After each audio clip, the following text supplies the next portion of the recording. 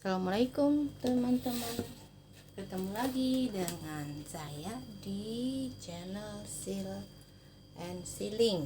Kali ini saya ada mau share, bukan ini ya, bukan jual keripik ya teman-teman, tapi ini sharing buat teman-teman yang saat ini tengah berbisnis keripik.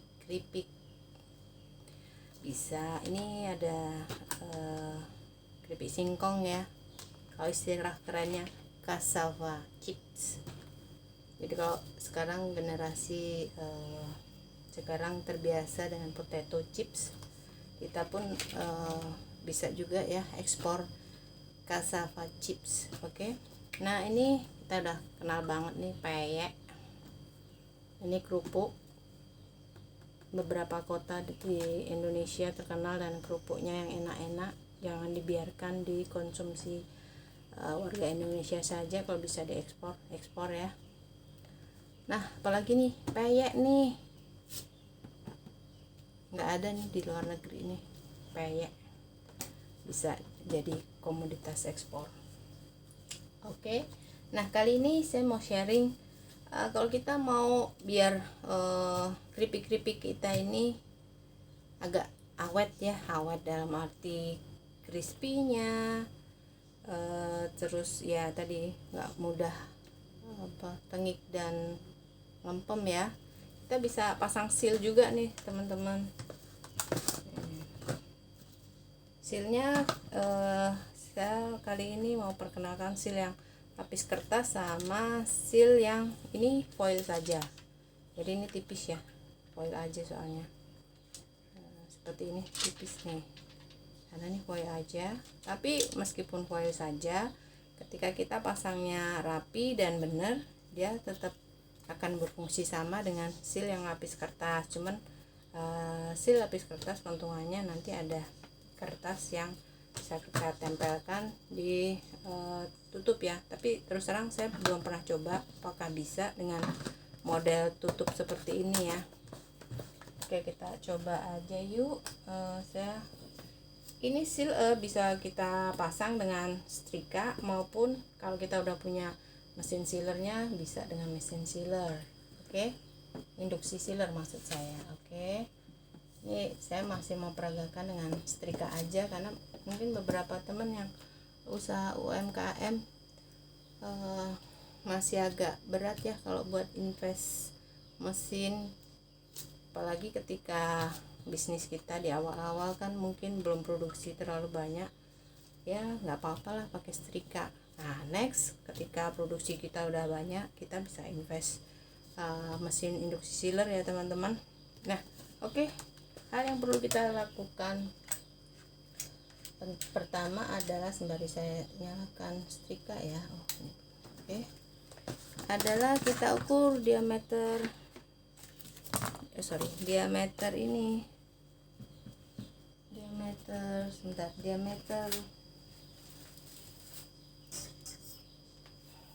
diameter mulut toples ya teman-teman. Penggarisnya ngilang. Oke, kita ukur nih 10,5. Nah, di sini saya udah siapin seal yang ini ukurannya 11 cm. Ini juga 11 cm. Tapi kira-kira nanti masuk enggak ya? Oh, masuk, oke. Nah, 11 cm. Ini ada lapisan kertasnya, jadi menurut aku sih lebih mudah pasangnya ya. Ini sih bisa juga. Oke, which one kita mau coba duluan yuk? Ini dulu ya, yang foil aja ya, boleh. Oke, kita coba ya. Serika udah pernah belum? Oke, yang ini berapa sih diameternya? Saya juga belum ukur. Ukurnya lebih besar. Ini toples ini tahu nggak sih teman-teman? Biasa kemarin dipakai untuk apa? Oh ya, ini 10,17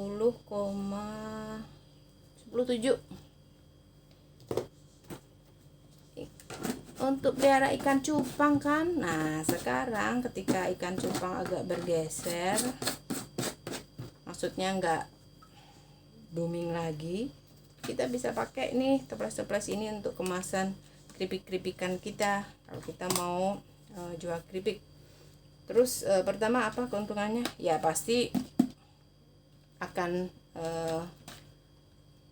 istilahnya biaya packaging akan sedikit lebih besar, tapi keripik kita aman sampai di pelanggan kita, customer kita, karena ada toplesnya. Tapi itu pilihan ya teman-teman. Yang pakai packaging plastik yang tebal-tebal itu juga nggak salah kok, bagus juga, asal plastiknya tebal ya. Kalau plastiknya tipis, wah kayak gini bisa sampai di pembelinya bisa lebih kecil-kecil ukurannya. Oke, ini kayaknya seketikanya udah panas, udah saya ini. Biasa ya teman-teman, kita tik di satu bagian dulu supaya dia nempel aja dulu. Oke. Nah, oke. Karena ini permukaannya agak lebar, nah kita bisa itu ya. Bisa pakai enggak ujung setrika tapi udah badan setrika aja. Oke, seperti ini. Awalnya baru kita puter seperti ini. Yes. Nggak susah kok teman-teman, dijamin nggak susah nih. Tuh gampang kan, tinggal kita puter. Ingat ya, nggak usah ditekan banget ya ini setrika, karena kita bukan mau setrika baju. Oke, yang penting kita ambil panasnya dia untuk bikin si seal ini bisa nempel di mulut toples. Oke. Nah, ini udah nempel nih. Kita lakukan checking seperti ini ya, pakai ujung kuku kita. Ini agak panas Mas ya. Oke. Tuh, udah nempel nih, teman-teman. Tuh. Rapi, bagus ya. Ya pasti goyang sih. Kalau ditekan ya bisa jadi keripiknya hancur juga. Tapi dengan toples begini lebih safe lah daripada dengan plastik, kantong plastik ya. Oke, nah tuh seperti ini. Coba yuk kita coba untuk yang lapis kertas nih teman-teman. Oh iya, ini toples 3 liter kalau di pasaran ya. Ini toples 4 liter nih teman-teman. Kalau kita ekspor PY ke Singapura deh minimal, atau ke Malaysia deh minimal. Bagaimana ya, keuntungannya pasti bagus dah. Nah oke, kita udah itu ya, udah atur supaya dia benar-benar pas di tengah seperti ini. Yuk kita timpa dengan setrika seperti ini dulu deh, baru bergeser. Kok ini geser aja? Oke, enggak. Nah, geser. Karena ini agak lebar ya teman-teman, jadi kita perlu waktu tuh.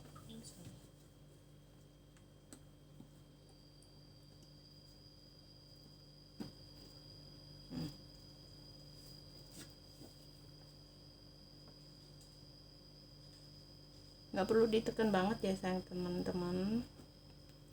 Kok yang center terus ya. Oke. Kenapa dia meletot ya? Kayaknya ini udah bisa dilepas. Oke ya, bisa. Kok ini. Nah ini teman-teman, saya meleset pasangnya. In case seperti ini terjadi ya, oke, jangan cemas dulu ya, kita coba perbaiki. Oke, masih bisa nih teman-teman, nempel di itunya. Kita timpa lagi dengan setrika supaya nempel. Oke,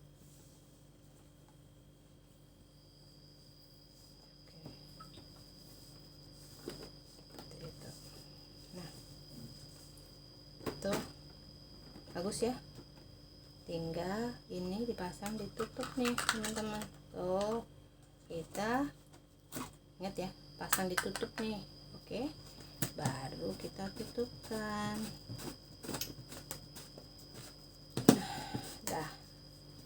rapi kan, jamin yang beli pasti senang tuh. Oh iya, one thing tadi maaf, saya kelewatan. Teman-teman juga ada baiknya pakai booster ya, oksigen absorber ya. Untuk apa teman-teman? Untuk supaya